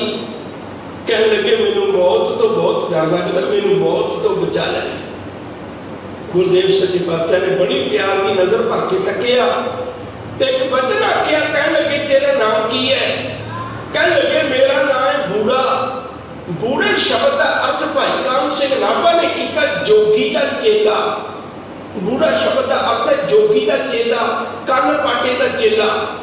सर कह लगे तेरा नाम बूढ़ा नहीं होना चाहिए, मेरा जी करता है तू 12 साल की उम्र में 11 साल की उम्र में वो बातें पा रहे हैं, मेरा जी करता है तेन बूढ़ा ना कमा, तेन बुढ़ा कमा, बुढ़ा ही ना कमा, तेन बाबा बुढ़ा कमा। याद रखो जो एडा सियाना बाबा बुढ़ा निकले। चलो भी गुरु ने अगे जोत दी है ना अपनी, दूजे गुरु तख्त ते बिठाया। ਜਿਹੜੀਆਂ ਅਰਦਾਸਾਂ ਕੀਤੀਆਂ बाबे बुढ़े ने या उन्होंने परिवार ने ही कीतियां ने। बाबे बुढ़े तो बिना किसी के परिवार ने अरदास नहीं की। अरदास जदों भी करे गुरु चरणों में गुरगद्दी के बैठने की अरदास है, वो बाबे बुढ़े ने की है। याद रखो जो बाबा बुढ़ा ओदा पुत्र है भाई भाना, ओदा पुत्र अगे भाई गुरबख्श सिंह जिन्हें अगे गुरु गोबिंद सिंह सच्चे पातशाह ने वेले अरदास की सी। बाबा गुरदित्ता भी ये रहा है, ये गुरदित्ता नहीं है जो गुरु हरराज शाह जी ने नाम संबंधित है। ये गुरु हरराज शाह जी ने बिठा के वो बड़ा गुरदित्ता नहीं है। एक होर बाबा गुरदित्ता जी सन जिहड़े बाबा बुढ़ा जी की औलाद विचों सन। एक वखरा पक्ष है, जे नाम जपण की गल सीखनी है तो हजूर बच्चों की उदाहरण देंगे ने। जे 12 साल के विचों कोई बाबा बुढ़ा बन सकता है, इस घर में शंका न करी सिखा। इस घर में बचपन में भी कोई बहुत बड़ियां ऊंचियां पदवियां ते जा सकता है। ईरान जुरान के विचों सुकरात वर्गियां नूं ज्ञान की दात देने वाला एक बच्चा ही सी। समुद्र के किनारे एक बच्चे ने उन्होंने सच का ज्ञान दे दिता सी, जिहड़ा जिंदगी भर भटकदा रहा सी।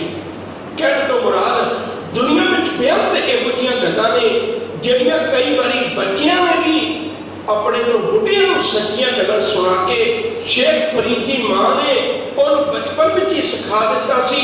हजे दाढ़ी के बाल भी नहीं सन आए जिन्हां समयां च शेख फरीद गाउण लग पे सन। फरीदा शक्कर खंड निवात गुड़ माखियो माजा दुध सबे वस्तु मिठियां रब ना पुजन तो रबी रस नूं मनण वाला हो गया सी। असीं नहीं समझ पा रहे बच्चों के कोलों भी गुरमत की दात मिल सकती है, बच्चे भी बहुत ऊंचे मुकाम पर पहुंच सकते हैं। 5.25 साल की उम्र है। 10 ने कल भी बेनती की सी, अज फिर बेनती करनी चाहना।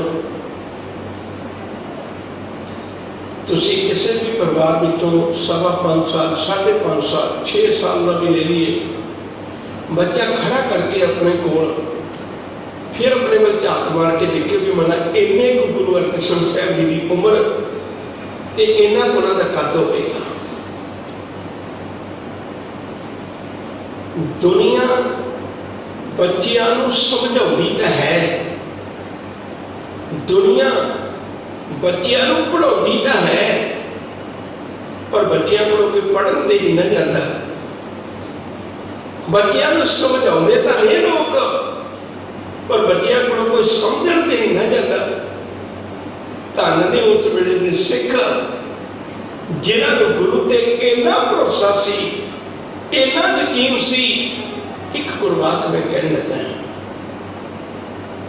रबी बाणी का बच्चा, गुरदाता गुर हिवे घर, हिवे पर कहते हैं शांति का घर है।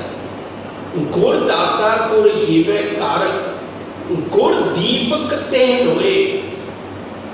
गुरु 3 लोगों में चालन करने वाला दीपक है। अमर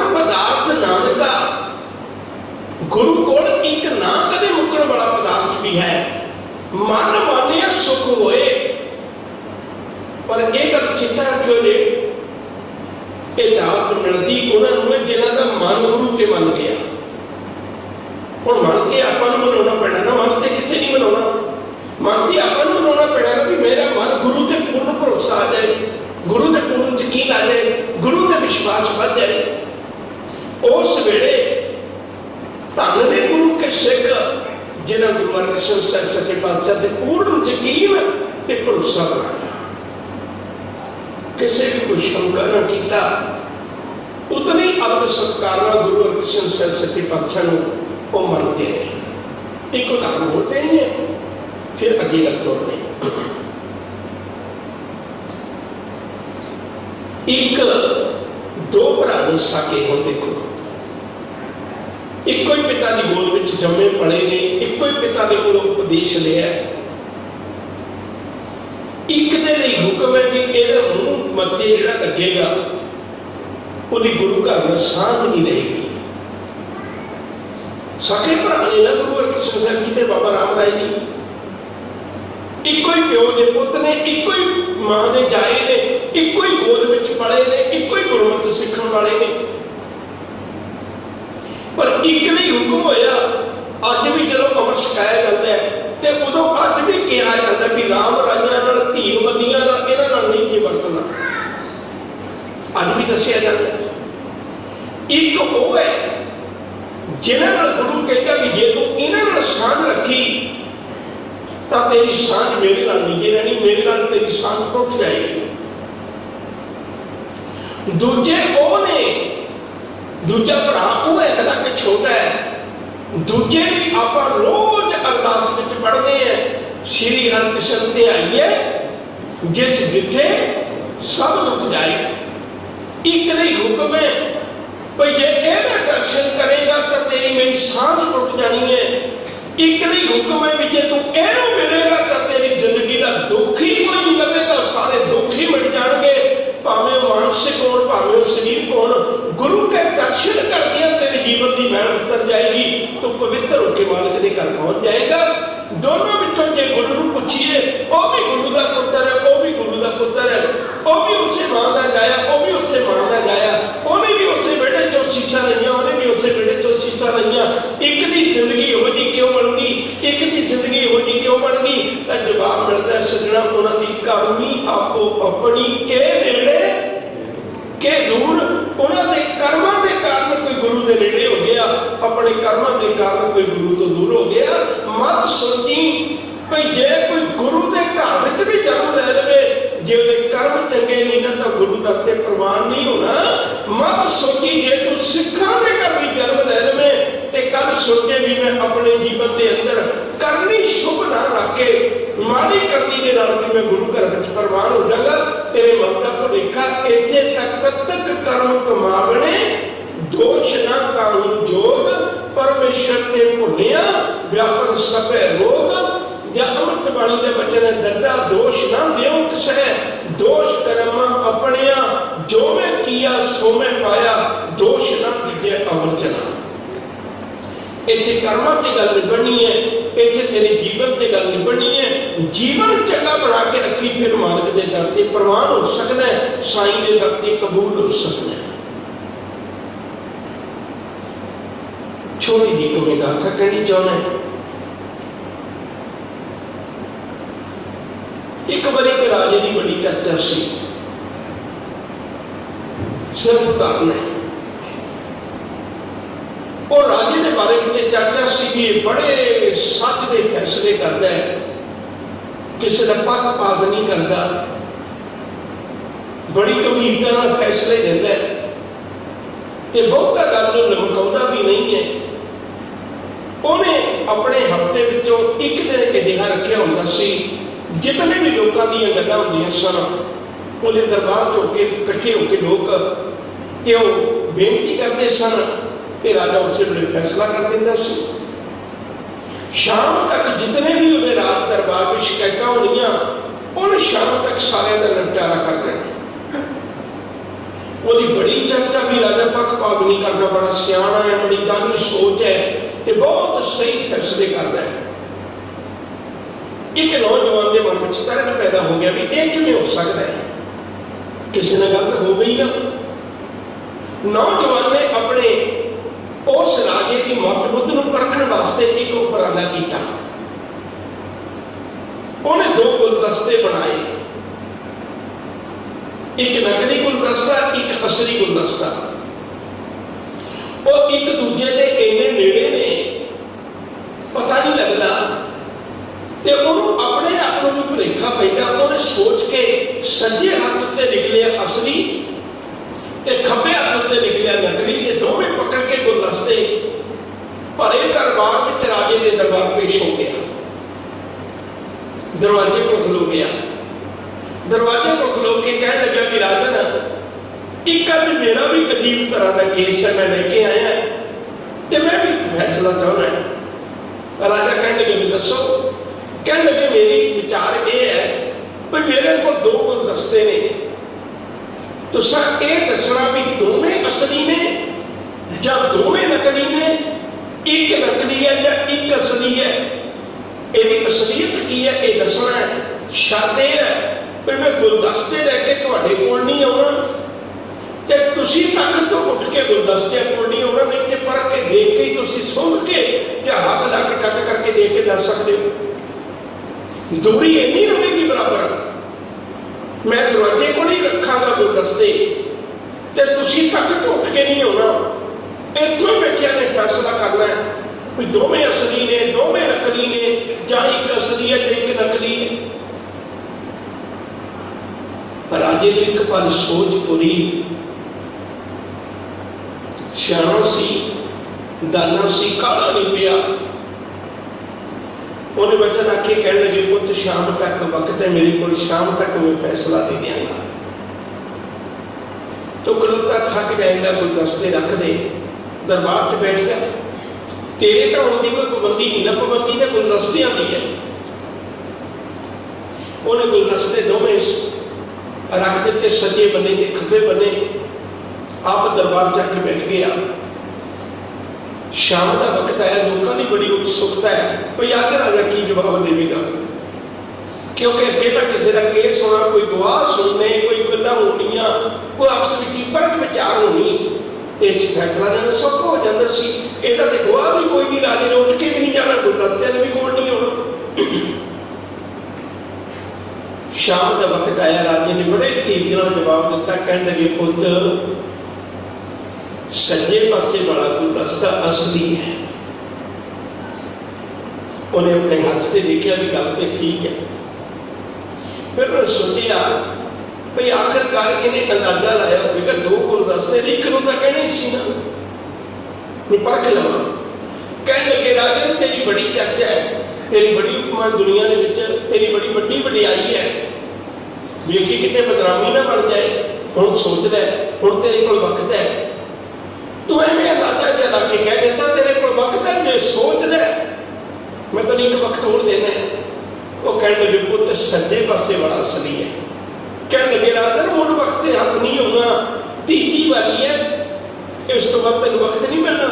उन्हें आखिया पुत्र तू 10 बारी भी पूछे मेरा 10 बारी इको ही जवाब होगा, मेरा 10 बारी इको ही जवाब होगा, कोई सज्जे पासे वाला गुलदस्ता असली है। नौजवान खट उठ के खलो गया, हाथ जोड़े, कह लगे इस गल च कोई शक नहीं है, तो सज्जे पासे वाला ही असली है। मैं बनवा के लेके आया, मैनू शक हो रही सी, मैं अपने हाथ से लिखिया हुआ तू एडी दूर बैठे ने, इन्ने भरोसे नाल, इन्ने विश्वास नाल एक में कहता भी सज्जे पासे वाला असली है। मेरे बार बार चांस देने के बावजूद भी तू एक बारी भी छिड़किया नहीं, एक बारी भी भरम में नहीं पिया, बिल्कुल स्पष्ट कॉन्फिडेंस में तो फैसला दिता है कोई सज्जे पासे बड़ा असली है। ये कारण की परखिया किवें?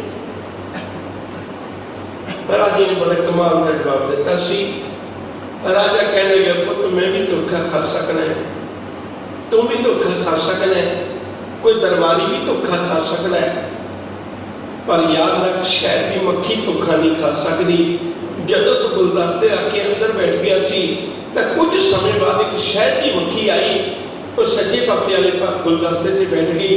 मैंने पूर्ण भरोसा हो गया मेरा सज्जे पासे बड़ा असली हो सकता है। नकली गुलदस्ते जिन्ने मर्जी सोहने बना लै पर शहद की मक्खी को धोखा नहीं दिता जा सकता। वो कुदरत की दी हुई दात है। तो इसलिए ये सज्जे पासे वाला असली है। मैं गाथा क्यों तुहाडे नाल साझी की है। गुरु के सिखो एक गल चेता रखियो दे। गुरु के सिखा ने एक गल अपने जीवन में अजमा के रखी सी। गुरु के मुकाबले भावें लखा नकली फुल गुरु बन के बैठ जान, जिहड़ी व्यक्ति शहद की मक्खी वर्गी बन गई है ना, वो कदे दुनिया में भुलदा नहीं है। वो कदे दुनिया में भुलदा नहीं है। की होया जे गुरु के पोशाके सादे होवन, की होया गुरु का घर सादा होवे, की होया गुरु घर की रहनी बहनी सादी होवे।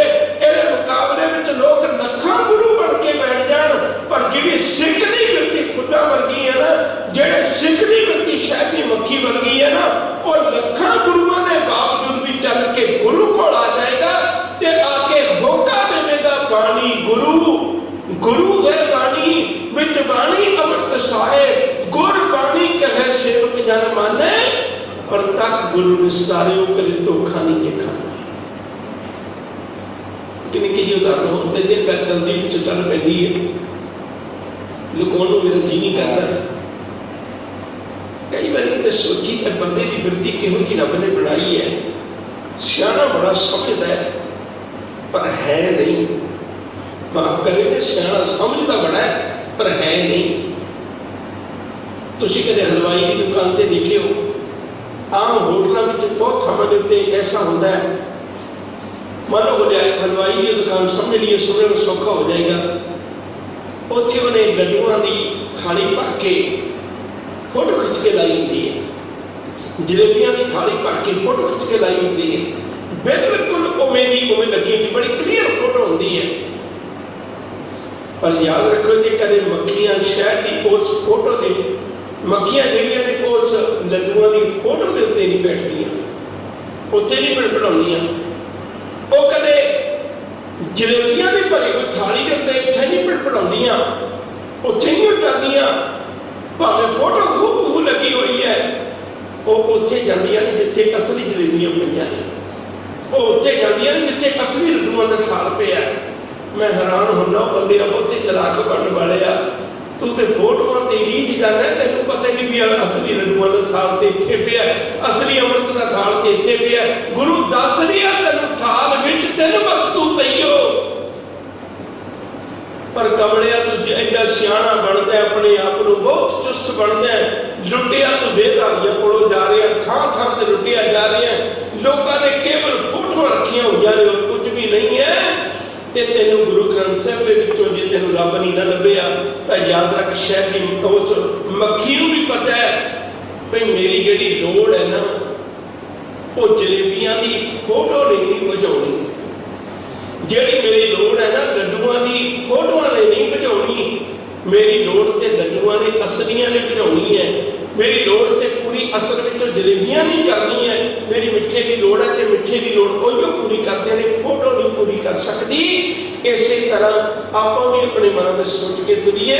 आ जी रब्बी बाणी का खजाना सतगुरां सानूं दिता सी, प्यो दादे का खोल डिठा खजाना, ता मेरे मन पे अन्नदाना, रतन लाल जांका कशू ना मोल, परे पनार अखुट अटोल, खावे खट्टे रल मिल भाई, टोट ना आवे वध हो जाई। इस खजाने नाल अपने जीवन की शान पाइए। थाल विच तन वस्तु पईओ, सत संतोख विचारो, अमृत नाम ठाकुर का पयो, जिसका सबसे आधारो। जे को खावे जे को पूंजे, किसका होए उधारो। ये वस्त तजी न जाई, नित नित रख उधारो, तब संसार ते लग तरिए, सब नानक ब्रह्म पसारो। कदे किसी की मां ने अपने पुत्र को खाने की फोटो नहीं भेजी।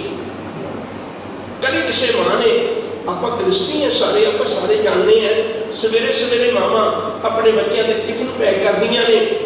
कदे किसी मां को पूछ के देखियो, भावें पढ़ी है तो भावें अनपढ़ है, भावें पढ़ी है तो भावें अनपढ़ है, पर कदे किसी मां ने ऐसा तो नहीं ना किया कोई मैं अपने पुत्र के टिफिन में चंगे के खाने की एक फोटो खिंच के पा लिया ਉਹਨੂੰ ਪਤਾ ਵੀ ਮੇਰਾ ਪੁੱਤ ਭੁੱਖਾ ਮਰ ਜਾਏਗਾ, क्योंकि फोटो ने उन्हें भुख नहीं जे मिटाउनी, ਉਹ ਮਾਂ ਖਾਣਾ ਪਾ ਕੇ ਹੀ ਦਿੰਦੀ ਹੈ ਟਿਫਨ ਵਿੱਚ। ਉਹ ਗੁਰੂ ਕਿਆ ਸਿੱਖਾ, ਤੇਰੇ ਗੁਰੂ ਨੇ ਤੈਨੂੰ ਫੋਟੋਆਂ ਨਹੀਂ ਸਨ ਦਿੱਤੀਆਂ, ਤੇਰੇ ਗੁਰੂ ਨੇ ਤੈਨੂੰ ਖਾਣਾ ਬਣਾ ਕੇ ਦਿੱਤਾ ਸੀ। ਮੇਰੇ ਪੁੱਤ ਦੀ ਤ੍ਰਿਪਤੀ ਇਹਦੇ ਵਿੱਚੋਂ ਹੋਣੀ ਹੈ, ਮੇਰੇ ਪੁੱਤ ਦੀ ਤ੍ਰਿਪਤੀ ਫੋਟੋਆਂ ਵਿੱਚੋਂ ਨਹੀਂ ਹੋਣੀ। ਪਰ ਅਸੀਂ ਅੱਜ ਤੱਕ ਵੀ ਆਪਣੇ ਆਪ ਨੂੰ ਇਹ ਸਮਝ ਨਹੀਂ ਪਾਏ, ਗੁਰੂ ਚਰਨਾਂ ਨਾਲ ਜੁੜ ਨਹੀਂ ਪਾਏ। ਸਮੇਂ ਦੀ ਸੀਮਾ ਹੈ। मैं जो कुछ कहना तो होर साझियां करनी गल अगे टोकनी चाहना। सतगुरु गुरु अर्जन साहब महाराज जी के चरणों में भी दूरों पारों सिख संगतां आउंदियां सन ते गुरु का उपदेश लैके अपने जीवन को सफल करदियां सन। गुरु अर्जन साहब महाराज जी के चरणों में भी कुछ गुरु के सिख आए, उन्होंने आके भी सतगुरु जी के दर तो दरदा नहीं है, जिन्हों में एक दो दियां गल्लां मैं तुहाडे नाल साझियां करनी चाहना। उन्हां विचों एक जंगवा नाम दा फकीर आया, बड़ी सिमत बंदगी करता सी, बड़े ऊंचे ख्याल रखता सी, पर उसके जीवन में एक कमजोरी सी, वो तंबाकू वरतदा सी। मैं फिर रोकन लगा, माफ करना गल उदों दी रह जाएगी जे आपां ना साथ पाए। शायद कदे पिछे भी तुहाडे नाल गल कीती होवे। एक गल याद रखो, जे तंबाकू शब्द गुरु ग्रंथ साहिब की पवित्र बाणी में नहीं आया। तो ख्याल चले जाना भी 5 सुपारी खातियां मुख बीड़ियां लाइया, ये बीड़ियां वो पान वाली बीड़ियां, ये बीड़ियां वो तंबाकू वाली बीड़ियां नहीं है। पान का बीड़ा कहा जाता है जिन्होंने इस्त्रियां खादियां सन, उन्होंने बीड़ियां कहा जाता है। वो बीड़ियां पान चबाउण वाला, जिवें अज भी लोग पान खाते हैं, पान का बीड़ा कहा जाता है, ये छोटी नूं पान की बीड़ी कहा जाता सी, तंबाकू वालियां नहीं सन।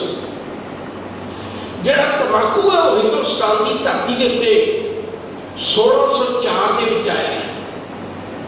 1604 में ही गुरु ग्रंथ साहिब का स्वरूप जिहड़ा वो संपादित हो चुका सी।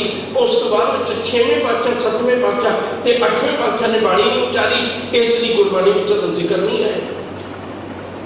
ये सब तो पहले जहांगीर के दरबार में आया सी तंबाकू, ते जहांगीर के इहो जिहा रोग लग गया सी, बहुत ही शराब पीने के कारण इहदा भी हुक्म होया सी कि इहनूं तंबाकू सुंघाया जाए। जब उन्होंने जहांगीर को तंबाकू का धुआं दिता गया तो सारे दरबारियों ने अपने मुंह से कपड़ा रखा हुआ सी, क्योंकि यह सुगंध में बहुत बुरा सी, ये बहुत बुरा लग रहा सी। उदों लोगों ने मुंह से कपड़े रखे। जहांगीर बादशाह इन्ना कल्पिया, उन्हें हुक्म किया कि मेरे दरबार का हर एक बंदा तंबाकू पीवेगा, क्योंकि मैनू जो पीने पै रहे हैं। जब चंद रोज तो बाद उन्हें पता लगे बहुत खतरनाक है, इन्नी समय लौदी कोलों ते उन्हें मुड़ के जहांगीर ने ऐलान कर दिता सी कि जिहड़ा मेरे दरबार में तंबाकू पीवेगा मैं उन्हें सजा देंगा। ये जहांगीर के वेले आया। उस तो बाद में मुड़ के इन्ना कुछ ज्यादा संस्था होने के कारण इन्ना कुछ ज्यादा फैल गया सी। थोड़े समय में ही 10वें पातशाह के वेले इतना फैल गया, 10वें पातशाह ने फिर इहनूं जिहड़ियां 4 वजन कुरैतां ने उन्हें विच एक कुरैत दा नाम दिता, जिहड़ा तंबाकू पीवेगा उसकी सिक्खी नाल कोई सांझ नहीं रखेगी। पर याद रखो जे जदुआ नाम का एक फकीर गुरु चरणों में आया तो आके उन्हें बेनती की भी सतगुरा मैं बड़ी सिमल बंदगी करना है, बड़ा अपने जीवन का संकोच भी रखना है, मैं घर गृहस्थी में मेले भी नहीं पाए हुए, सारा समा मेरा बंदगी बतीतन वाला है। पर हैरानी की गल है जिन्ना को मेरे जीवन में सुधार होना चाहिए उन्ना सुधार नहीं है।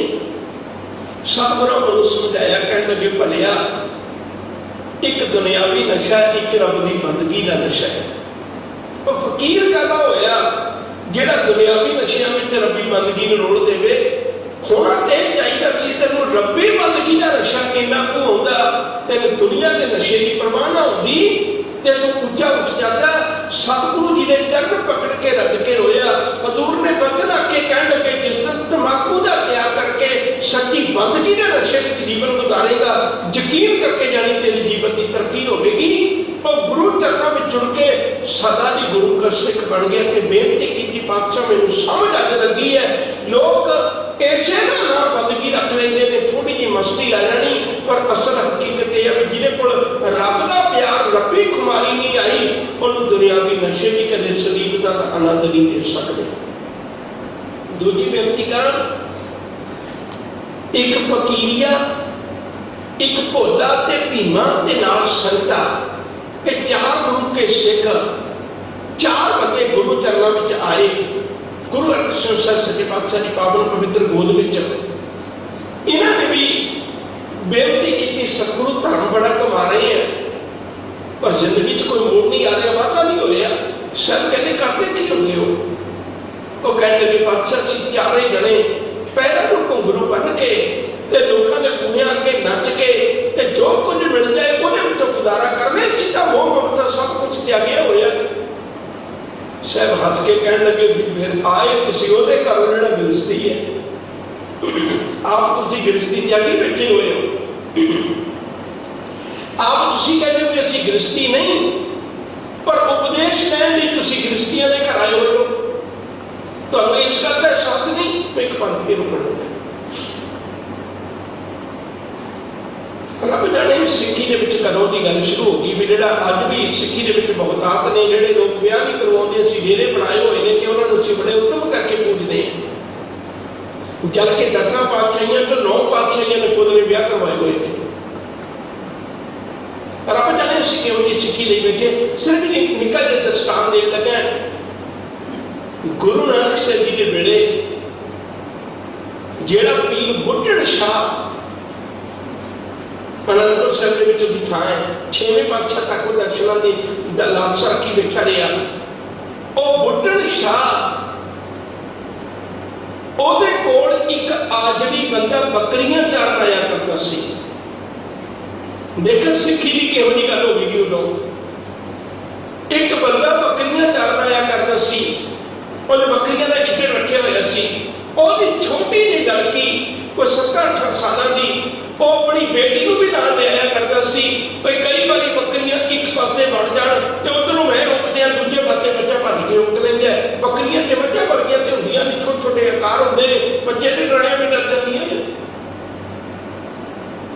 ਜਦੋਂ ਉਹ ਆਪਣੀ ਬੱਚੀ ਨੂੰ ਲੈ ਕੇ ਆਇਆ ਤੇ ਉਹਦੀ 7 ਸਾਲਾਂ ਦੀ ਬੱਚੀ ਗੁਰੂ ਨਾਨਕ ਸਾਹਿਬ ਜੀ ਦੇ ਬੋਲ ਗਾ ਰਹੀ ਹੈ ਤੇ ਬੋਲ ਸੁਣ ਕੇ ਉਸ ਬੁੱਢਣ ਸ਼ਾਹ ਦੇ ਮਨ ਵਿੱਚ ਇੰਨੀ ਪ੍ਰੇਰਨਾ ਜਾਗੀ, ਉਹਨੇ ਬੱਚੀ ਨੂੰ ਕੋਲ ਬੁਲਾਇਆ ਤੇ ਕੋਲ ਬੁਲਾ ਕੇ ਗੱਲ ਪੁੱਛੀ। ਕਹਿਣ ਲੱਗੇ ਧੀਏ ਤੂੰ ਇਹ ਬਚਨ ਕਿਹਦੇ ਪੜ੍ਹਦੀ ਹੈ? ਕਹਿਣ ਲੱਗੀ ਧੰਨ ਗੁਰੂ ਨਾਨਕ ਸਾਹਿਬ ਸੱਚੇ ਪਾਤਸ਼ਾਹ ਜੀ। ਬੁੱਢਣ ਸ਼ਾਹ ਨੇ ਮਨ ਵਿੱਚ ਲਾਲਸਾ ਰੱਖੀ ਭਈ ਮੈਂ ਗੁਰੂ ਨਾਨਕ ਸਾਹਿਬ ਦੇ ਦਰਸ਼ਨ ਦੀਦਾਰੇ ਕਰਨੇ ਨੇ। ਯਾਦ ਰੱਖੋਗੇ ਜਦੋਂ ਵਕਤ ਆਇਆ ਉਹਨੇ ਗੁਰੂ ਨਾਨਕ ਸਾਹਿਬ ਦੇ ਦਰਸ਼ਨ ਦੀਦਾਰੇ ਕੀਤੇ, ਆਪਣੀ ਬੱਕਰੀ ਦਾ ਦੁੱਧ ਪਿਲਾਇਆ ਤੇ ਮੁੜ ਕੇ 6ਵੇਂ ਪਾਤਸ਼ਾਹ ਉਹਦੇ ਪਰ ਫੇਰ ਗਏ। ਲੰਮੀਆਂ ਉਮਰਾਂ ਹੁੰਦੀਆਂ ਸਨ ਉਦੋਂ। 6ਵੇਂ ਪਾਤਸ਼ਾਹ ਨੇ ਫਿਰ ਬੰਦੇ ਆਖਿਆ ਸੀ, ਕਹਿਣ ਲੱਗੇ ਸਜਣਾ ਜਿਹੜਾ ਗੁਰੂ ਨਾਨਕ ਸਾਹਿਬ ਨੂੰ ਦੁੱਧ ਪਿਲਾਇਆ ਸੀ ਕਿਸੇ ਵੇਲੇ ਤੇ ਸਾਨੂੰ ਵੀ ਪਿਲਾ, ਅਸੀਂ ਵੀ ਤੇਰੇ ਕੋਲ ਆਏ ਹਾਂ। ਤੇ ਉਸ ਵੇਲੇ 6ਵੇਂ ਪਾਤਸ਼ਾਹ ਨੂੰ ਵੀ ਬੁੱਢਣ ਸ਼ਾਹ ਨੇ ਦੁੱਧ ਪਿਲਾਇਆ ਸੀ। ਯਾਦ ਰੱਖਿਓ ਕਿ ਇਹਨੂੰ ਸੱਚ ਦਾ ਉਪਦੇਸ਼ ਇੱਕ 7-8 ਸਾਲਾਂ ਦੀ ਗ੍ਰਸਤੀ ਵਿੱਚ ਰਹਿਣ ਵਾਲੀ ਬੱਚੀ ਨੇ ਦਿੱਤਾ ਸੀ। ਅੱਜ ਵੀ ਉਹਦੀ ਥਾਂ ਅਨੰਦਪੁਰ ਸਾਹਿਬ ਬਣੀ ਹੋਈ ਹੈ। ਅਸੀਂ ਸਮਝ ਹੀ ਨਹੀਂ ਪਾਏ ਸਿੱਖੀ ਤੇ ਕਿੱਡੀ ਉੱਤਮ ਹੈ, ਸਿੱਖੀ ਤੇ ਕਿੱਡੀ ਵਿਚਾਰਧਾਰਾ ਇੰਨੀ ਨਿਮਰ ਸੀ। ਤੇ ਉਸ ਵੇਲੇ ਜਦੋਂ ਇਹਨਾਂ ਚਾਰਾਂ ਦੀ ਗੱਲ ਦੱਸੀ ਵੀ ਅਸੀਂ ਤਾਂ ਮੰਗ ਕੇ ਜੋ ਕੁਝ ਮਿਲ ਜਾਏ ਉਹ ਖਰਚ ਲੈਣੇ ਤੇ ਕੋਈ ਮੋਹ ਮਮਤਾ ਨਹੀਂ। ਸਾਹਿਬ ਕਹਿਣ ਲੱਗੇ ਤੂੰ ਤੇ ਚੰਗਾ ਸੀ, ਤੁਸੀਂ ਚਾਰੇ ਜਣੇ ਘਰ ਗ੍ਰਸਤੀ ਵਸਾਉਂਦੇ, ਆਪਣੇ ਮਾਪਿਆਂ ਦੀ ਸੇਵਾ ਕਰਦੇ, ਸੰਸਾਰ ਦੀ ਝੋਲੀ ਵਿੱਚੋਂ ਬਲਾਲ ਪਾ ਕੇ ਜਾਂਦੇ, ਆਪਣਾ ਵੀ ਜੀਵਨ ਸੁਧਾਰ ਕਰਦੇ ਤੇ ਮੰਗ ਕੇ ਖਾਣ ਨਾਲੋਂ ਕਿਤੇ ਜ਼ਿਆਦਾ ਚੰਗਾ ਹੈ 10 ਨਹੁੰਆਂ ਦੀ ਕਿਰਤ ਕਾਰ ਕਰਕੇ ਖਾਵੋ। ਉਹਨਾਂ ਚਾਰਾਂ ਨੇ ਘੁੰਗਰੂ ਲਾ ਕੇ, ਉਹਨਾਂ ਚਾਰਾਂ ਨੇ ਆਪਣੀਆਂ ਟੱਬਲੀਆਂ ਉੱਤੇ ਰੱਖ ਕੇ ਗੁਰੂ ਕੋਲੋਂ ਆਗਿਆ ਲਈ ਸਤਿਗੁਰਾਂ ਸਾਨੂੰ ਸਿੱਖੀ ਦੀ ਦਾਤ ਬਖਸ਼ੇ। ਸਾਨੂੰ ਪਤਾ ਅੱਜ ਲੱਗਾ ਜਾਂਦਿਆਂ ਤੇਰੇ ਦਰ ਤੇ ਆ ਕੇ ਗੁਰਮਤਿ ਕੀ ਹੁੰਦੀ ਹੈ। ਸਮੇਂ ਨੇ ਪੰਧ ਮੁਕਾ ਲਿਆ, ਆਪਾਂ ਇੱਥੇ ਸਮਾਪਤੀ ਕਰਦੇ ਹਾਂ। ਇਸ ਤੋਂ ਅਗਲੀ ਲੜੀ ਜੋ ਜੋ ਵਕਤ ਬਣੇ ਮੈਂ ਤੁਹਾਡੇ ਚਰਨਾਂ ਵਿੱਚ ਹਾਜ਼ਰੀ ਭਰਨ ਦੀ ਕੋਸ਼ਿਸ਼ ਕਰਾਂਗਾ। ਬਸ ਮੈਂ ਇੱਕੋ ਇੱਕ ਤੁਹਾਡੇ ਤੋਂ ਆਸ ਰੱਖਣਾ ਹੈ, ਹੱਥ ਜੋੜ ਕੇ ਬੜੇ ਗੁਰਾਹੀਆਂ ਕਰਨਾ ਹੁੰਦੇ ਨੇ ਤੁਹਾਡੇ ਕੋਲ, ਮੈਂ ਵੀ ਗੁਰਾਹੀ ਕਰਨ ਆਇਆ ਤੇ ਮੇਰੀ ਤੇ ਗੁਰਾਹੀ ਇਹੋ ਹੈ ਕਿ ਤੁਸੀਂ ਆਪਣੇ ਚਿੱਤ ਵਿੱਚ, ਹਿਰਦੇ ਵਿੱਚ ਸਿੱਖੀ ਨੂੰ ਵੀ ਥਾਂ ਦਿਓ, ਗੁਰੂ ਦੇ ਪਿਆਰ ਨੂੰ ਵੀ ਥਾਂ ਦਿਓ। ਆਪਣੇ ਜੀਵਨ ਦੀ ਕਰਨੀ ਵਿੱਚ ਗੁਰਮਤ ਨੂੰ ਸ਼ਾਮਲ ਕਰੀਏ, ਗੁਰੂ ਕੀ ਬਾਣੀ ਪੜ੍ਹੀਏ, ਆਪਣੇ ਬੱਚਿਆਂ ਦੀ ਝੋਲੀ ਵਿੱਚ ਸਿੱਖੀ ਦੀ ਦਾਤ ਪਾਈਏ। ਫਿਰ ਵਕਤ ਆਵੇਗਾ ਤੁਸੀਂ ਦੁਨਿਆਵੀ ਪਿਤਾ ਦੇ ਪੁੱਤਰ ਨਹੀਂ ਰਹੋਗੇ, ਫਿਰ ਤੁਸੀਂ ਕਲਗੀਆਂ ਵਾਲੇ ਦੇ ਪਿਤਾ ਦੇ ਉਸ ਪਿਤਾ ਦੇ ਪੁੱਤਰ ਬਣ ਜਾਓਗੇ। ਫਿਰ ਤੁਸੀਂ ਮਾਤਾ ਸਾਹਿਬ ਕੌਰ ਦੇ ਨੇਕ ਪੁੱਤ ਬਣ ਜਾਓਗੇ। ਫਿਰ ਤੁਸੀਂ ਸਾਹਿਬਜ਼ਾਦਿਆਂ ਦੇ ਪਰਿਵਾਰ ਵਿੱਚ ਸ਼ਾਮਲ ਹੋ ਜਾਓਗੇ। ਗੁਰੂ ਸਾਹਿਬ ਕਿਰਪਾ ਕਰਨ, ਸਾਨੂੰ ਪਿਆਰ ਮਿਲੇ, ਅਸੀਂ ਸਿੱਖੀ ਕਮਾ ਸਕੀਏ। ਪ੍ਰਦੇਸ਼ਾਂ ਵਿੱਚ ਰਹਿੰਦੇ ਹੋਇਆ ਵੀ ਸਿੱਖੀ ਦੀ ਜਾਗੋ ਇੰਨੀ ਡੂੰਘੀ ਆਪਣੇ ਹਿਰਦੇ 'ਚ ਵਸਾਈਏ ਤਾਂ ਕਿ ਇਹਦੇ ਪੁੱਟਣ ਵਾਲੇ ਤਾਂ ਭਾਵੇਂ ਖਤਮ ਹੋ ਜਾਣ, ਪਰ ਸਿੱਖੀ ਦੀ ਜੜ ਕਦੇ ਨਾ ਪੁੱਟੀ ਜਾਵੇ। ਇਹਨੀ ਬੇਨਤੀ ਕਬੂਲ ਕਰਿਓ। ਅਬ ਸਤਿਕਾਰ ਨਾਲ ਆਖੋ ਜੀ, ਵਾਹਿਗੁਰੂ ਜੀ ਕਾ ਖਾਲਸਾ।